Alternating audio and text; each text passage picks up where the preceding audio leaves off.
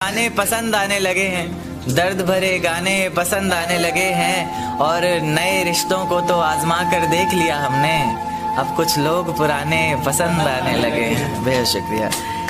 कि ये झूठ है पर इसे हर दफ़ा लिखूंगा मैं, पढ़ सके ये ज़माना सारा इतना सफ़ा लिखूंगा मैं। तुम बदले थे ये कब से सुन रही है दुनिया, आज इस नज़्म में खुद को बेवफा लिखूंगा।